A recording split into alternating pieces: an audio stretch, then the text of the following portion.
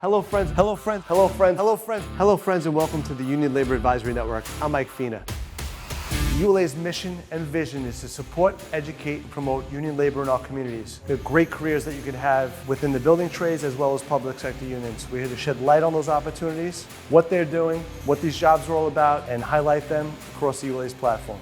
Oh, we're going live now. All right, 5, 4, 3, 2, 1. Hello friends and welcome to the Union Labor Advisory Network. I'm Mike Fina. Today I'm extremely proud and privileged to be with SEIU Local 246 President Joe Colangelo. Hey Michael. With us today to learn a little bit more about his background, history, and experience, and what the local is all about, who they're servicing within the city of New York. So Joe, thank you very much for sitting down with me today. No, thank you for the opportunity to try to promote not only the trades, but the people we represent, and to give you start off with a little background for me. Absolutely. So I grew up in Queens, New York. I went to aviation high school. I'm an aircraft mechanic by trade. You need a license to service aircraft, so it's called an airframe and power plant license. I got that. I graduated back in 1976. If you remember, in the 70s, it was high inflation. There was a lot of out of work. A lot of the trades were out of work. So it was very hard to get a job. I wound up getting a job in Florida, and I moved to Florida. But in the interim, my future father-in-law got a job with the city of New York. He worked as a dealership mechanic. He was a service manager for many years, and he got hired by the Department of Sanitation as an auto mechanic. So he said to me, "Why don't you, apply for this, for auto mechanic's job?" So at the time, I'm servicing aircraft, so it wasn't something I really wanted to do. But the times being what they were, I filed for a job. It was called auto service worker, senior auto service worker, and it was like a helper mechanic, even though I was a mechanic. It was entry level. I took the test, and I became a senior service worker back in 1981. Right. Okay. So now I'm in my 43rd year. So once I became an auto mechanic, 81, I took the test for auto mechanic. You had to be a journeyman.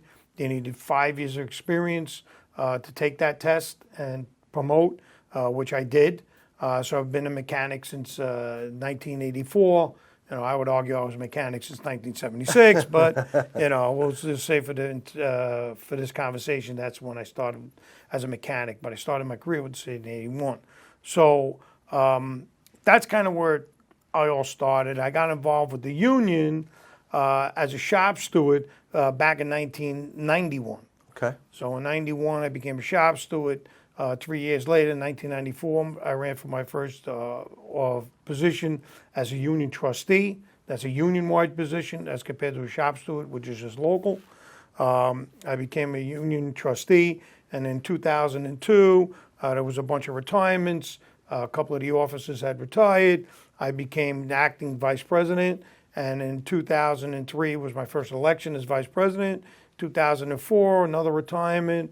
I became the president. So I'm the president now. This year is going to be 20 years that I've been the president. I've been, I've been honored to represent my members. We went through a lot of difficult times, a lot of hard contracts with the city of New York. But the fact of the matter is I'm proud of our members and what they do. And I'm also proud of what we provide and the services we provide to the city of New York. To give you a little more in-depth about the local, the local has, we currently have around 1,400 members. We fluctuate between 1,400 and 1,600, depending on the hiring with the city of New York. We represent members in 19 different job titles and in 20 different city agencies. Out of the 1,500 members, 1,000 are auto mechanic in the auto mechanic title. And what that means is we have auto mechanics, auto mechanic diesel, electrician automobile, auto machinist, machinist, and machinist helper. So that one contract covers those 6 titles, right, which is about 1,000 of our members. Of the other 400 or 500, we have a mix, mostly associated with the auto trade. We have a service worker, that's a helper mechanic, level 1 and level 2. We have rubber tire repairers. We have a carriage upholsterer. We have about 3 of them now. They repair the seat cushions and stuff and all the equipment. And we also represent sheet metal workers that work for the city of New York, Yep. small group. We represent motor grader operators, tractor operators. That's the when you see them paving the roads. And when we say motor grader operator, think of that big equipment with the big wheels. That's a motor grader. Tractor operators with tracks on it. Two different titles. We joint bargain with Local 15 on that. So we have that title as well. So that's really the mix of the local. We have auto body workers. So most of the 1,500, 1,400 members are associated with the auto trades, with a few sprinklings of the other trades. But that all dates back to when the union first started, which we were chartered back in 1952. I still have it up there, November 14th of 1952. And that's when it was chartered, because that's when public sector unions were allowed to organize. Okay. Prior to that, public sector unions didn't have organizing power. Government workers couldn't organize. So if you see most of the government unions, whether it be AFSCME or any other the other big unions out there, PEF and so on, Public Employees Federation, you'll find that government workers started organizing right in the early 1950s and 40s. It was passed, the law was passed where it was allowed us to organize. Prior to that, we were not allowed. Most of the building trades, and of course, some unions date back over 100 years, right? But for us, for most of the city workers, 1952, that's around the time we got chartered. When it started, so you negotiate the Started contract. organizing. So what happened was, I was very good friends with a gentleman, Gene Egan, who was the Labor Relations Commissioner for the Department of Sanitation. I was hired by the Department of Sanitation. Even though we cover 20 different agencies, the bulk of our members come out of sanitation. He was one of the first vice presidents of the local. So he used to go around collecting dues with his Volkswagen Beetle. And when he would show up at a shop, they would say, "Well, who are you?" He said, "Oh, I'm a local 246. Well, we want to join your union." Because at one time I asked him, how did we get so many different titles under our umbrella? And that's what he told me, because you were allowed to organize anybody. So that's kind of a little bit of the background. I was very fortunate to be friends with Gene for many, many years. And he kind of gave us the whole history of the local and how it started and the early bargaining with the city and all that process that went along with that. It was very, very interesting, That's incredible. And the equipment that you service really runs New York City, right? So it's I guess spans the fire, and maybe you can go into elaborate a little more. Right. So we repair over 30,000 pieces of equipment. We repair everything in 20 different agencies. When I say that, we're talking police department, fire department, sanitation department, Department of Transportation, Department of Environmental Protection. We have people working in the schools. We have people in CUNY working in the colleges. We have people in SUNY in the four-year colleges. We have members in the hospitals. We have the sheet metal workers in the hospitals. So we have members throughout the city of New York, and we service, like the line I would always use to try to explain to somebody is, we fix everything except the buses, right? Because that's a TA. But everything else you see out there operating in the city, the ambulances, the FDNY, all the emergency services, if it wasn't for our members, the city would stop operating. Wow. We provide a very critical service that, for the most part, the public doesn't see, right? But when you see those snow plows out on the street cleaning the snow, it's our members that are repairing that equipment and keeping that stuff rolling through those storms.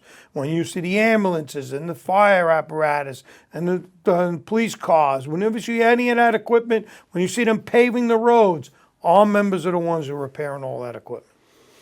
It's incredible, and it's something to bring light of, because you don't know who those people are behind the scenes, really helping to keep America or the city running. One of the largest non-military motor fleets in the world. All right? Local. And Wow. yes, it's that big.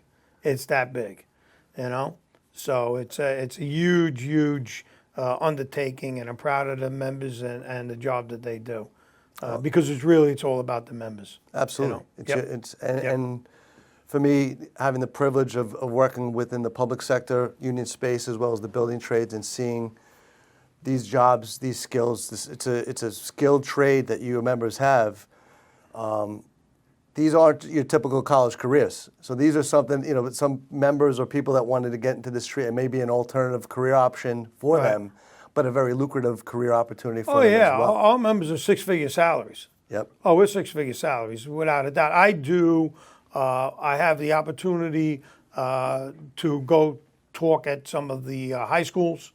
I go to some grammar schools. The U of T does something every year. It's called Future in Focus, where we bring in high school students and people from all different sectors. So not only trades unions, there's people from the arts, there's people from all different programs to try to show these students about the opportunities that are out there for them, and that provide not only good wages and benefits. We protect not only you, we protect your family. Because when the unions negotiate a benefit, our benefits not only covers the members, but covers the entire family. Like for our local, we get our medical through the city of New York, but we also provide dental, optical, prescription drug coverage for both our active and retired members. Which is, everybody knows in this day and age, that's very, very vitally important. So we're also proud that we do that. So not only do we take care of the member, but we take care of their families as well. And that's what unions do, and that's what it's really all about, and that's what it's been about since its inception. Yep. To fight against corporate greed and to promote the worker and to also organize, right, as one, right? We as one bargain, instead of bargain on an individual basis. Yeah, and you do a phenomenal job. I'm proud to know you've known you for quite some time in my career as well. And I've worn a few different hats, but in today's world right now, just being a major advocate to support these particular career opportunities and bring light of what goes on behind the scenes and how the city gets to be, run. Yeah. And without your members, it just doesn't happen. Right. And when we talked about this earlier too, it's like the next generation of Gen Xers or people looking to get into these particular careers, you're going to these schools to try to educate them. How does somebody look or find a position if it does get opened for within your organization? The 18, 19, 20 different titles. Okay, so what I do when I go to speak at the the Future in Focus or any of the high schools, DCAS, right, which is the Department of Citywide Administrative Services, their website, if you go on there, lists all the jobs for the city of New York. So what I tell individuals and I tell these young kids is that I say to them, no matter what career you want, there is a job in city government that you're going to be able to get. Yep. Because the fact of the matter, even in the hospitals, I mean, the nursing programs and all, they're all unionized. They're all unionized workers. So, whether it be an office job or a trades job, there is a job in the city. The city has over 300,000 city employees. I think AFSCME DC 37 has about 140,000. It's even more than that. The teachers are another 115, 120,000 they represent. Not all teachers, of course. So if you're looking for a job in the city of New York and you're looking for a certain profession, you go on DCAS's website. They post all the jobs. They post the filing dates. Some jobs require certain experience, right? Like a trades job. Trades job, you need somewhat of a background. So there are entry-level jobs like the service worker job. If you went to any trade school, trade school, every year you're in trade school counts as 6 months of credit towards a requirement to get that opening position. So if you need 1 year of experience, you can get that 1 year experience on the outside, right? Working in a shop or working in a machine shop. Or if you went to one of the many, many, many trade schools the city has. You have Aviation High School, Edison High School, Brooklyn Automotive. I don't know if Brooklyn Automotive is still operating. I did. My father-in-law graduated from there back in the 1940s. Yep. That was a big deal. Grady High School, we just talked about that. There's a school in Staten Island. So if you go to a trade school, every year in a trade school counts as 6 months. So if you need 1 year of experience, you actually come out of high school with a requirement, with enough experience to qualify you to take one of these tests. Some of the exams are what's called education experience, meaning they look at your education and they look at your experience and they evaluate that and see if you're qualified. Some jobs, like for the auto mechanic or the auto trade jobs, the auto mechanic diesel, there are actual written tests that you have to take. And along with that written test, there is also what's called a practical exam, which is a hands-on test. So not only do you have to demonstrate that you have the knowledge with the written exam, you have to demonstrate you have the ability to do that type of work with that. And different, they may, for example, because now the trade is becoming much more technical, much more electronic based. You have to do electronic diagnosis on stuff. You may have to put together a brake system on a car. You may have to do these different tasks to show that you have the hands-on experience, not that you have the, to quote, book smarts only. Right. You need both. You need both. We talked about this earlier. Now everything's becoming more tech savvy or technologically enhanced. Correct. So there is a skill level that's needed to be able to get into these particular positions today. And it's only going to get more complex. Yep. It's only going to get more complex. And then the other thing that we've always advocated for and we appreciate for our members is that we are working on equipment that's tens of thousands of pounds, right? So you're working on a fire truck, you better know what you're doing. Because the fact of the matter is that's going to be out on the street and you don't want a mechanical failure.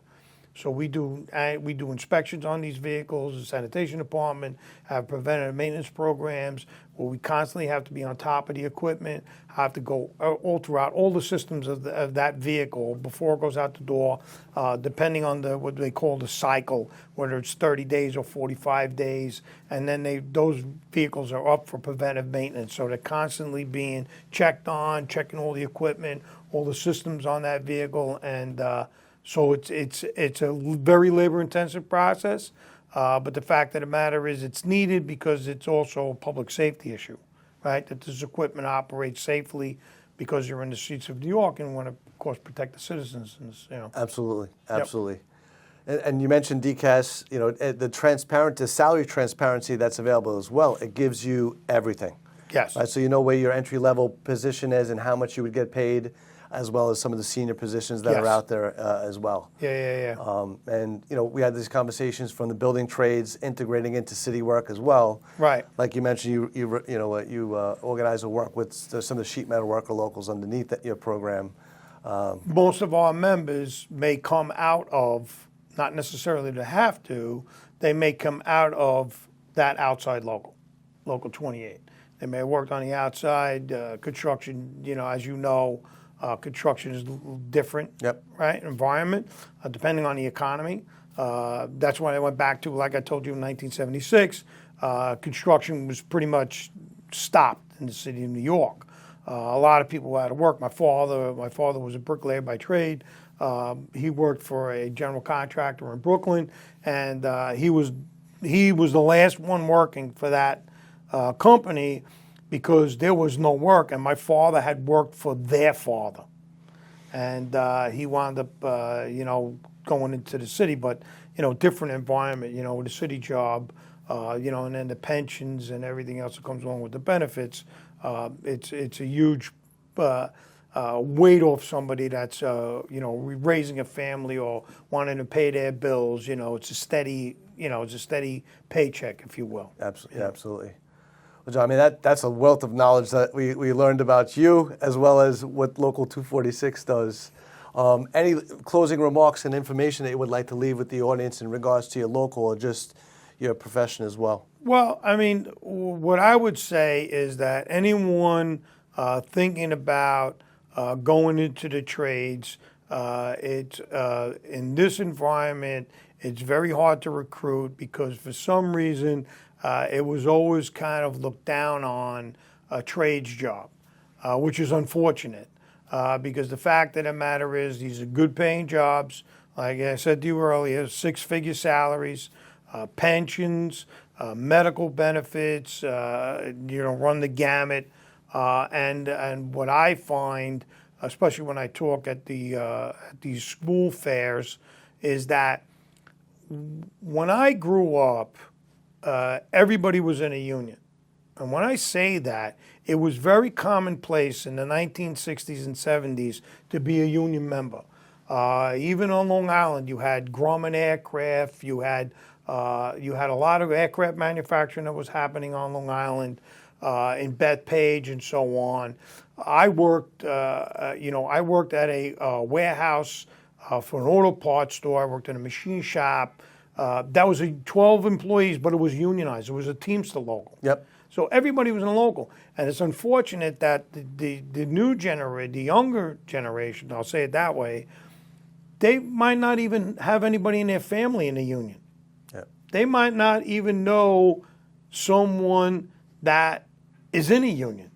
They have no concept of it. Whereas when I grew up, everybody that you knew was in some type of union. Whatever industry or whatever profession they were in, they were in a union. Right. And we've seen that shrinkage, and I think that it's hurt. It's not only hurt society, if you will, it's definitely impacted the middle class. The shipping of jobs overseas, products are cheap, but they're at the expense of the American worker.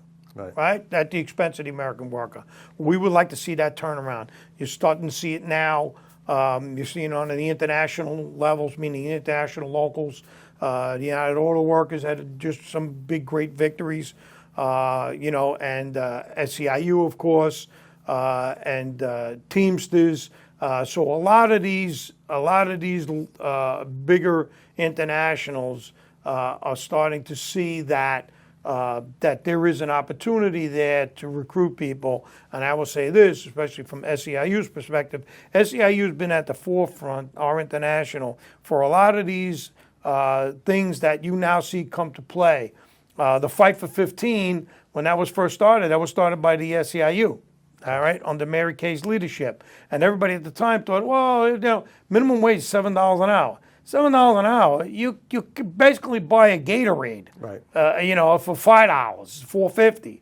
I mean, so the fact of the matter is, at the time it seemed, but it's something that was needed. So I know that my international has always been on the forefront of these things, trying to get universal health care, right? The Affordable Care Act. I mean, these benefits benefit everyone. Yep. Benefit everyone. And I think people should recognize that. And I think that's a big, I don't want to use the word selling point, because it's really not a selling point. It's really helping society. So when you look at a union and you're non-union, thank a union, because you got those benefits because of the union, because the employer has to compete with those unionized workers. And the only way they can compete is to match those wages and benefits. That's the only way they can compete. Absolutely. And again, I've been very fortunate over the past 20 years of my career to meet so many different labor leaders like yourself and understand the benefits of these unionized construction and public sector careers, the benefits they have, and what it means to our community as a whole. Right? I mean, you can't live, it can't be a race to the bottom. And as people live in society, go to school, pay their bills, live in their homes. They need to be able to have those pay scales rise with everything else that goes up. It's called the Davis-Bacon Act. Prevailing wage. Prevailing wage. Prevailing wage. You can't pay the wages of Mississippi in New York. Exactly. So it's so important to me, and again, I've been very privileged to work within the labor space and just see these benefits, and to work with people like yourself. And for me, with the Union Labor Advisory Network, like we mentioned, we are here to support, educate, and promote those initiatives, what these career opportunities look like, those pay opportunities that are there, the skilled trades that you can obtain. Yep. And we talk about, and again, you're talking about coming from the building trades, or you follow as a bricklayer. These careers today are paid apprenticeships to learn a career, so that you're skilled and you're getting paid to learn that. So these are the alternatives to college. Get paid to learn an apprenticeship opportunity. You can learn online, to get your university degree. Right. But if you could use these particular skills to enhance your career and better, benefit the communities that you live in, that's something that's really special. Yep. And again, for me to know you again and to have an opportunity to sit down and learn about your career, hopefully inspire others to learn more about your absolutely. opportunities. That's what we're here to do. So, Yeah. I mean, I can't thank you enough, Joe, for your Yep. time. Union. Union. And we look forward to getting this out to the masses and hoping to educating others on these opportunities. So, Thanks for the opportunity. you guys, Joe, thanks for everything you do. Thanks, Mike. Yeah, bro. I'd like to thank all our sponsors for helping to build and promote the ULA Network. It is because of you that we're able to support, educate, and promote informative content relative to labor. Please subscribe, like, and share our channel and media. I'd like to thank you all for your support.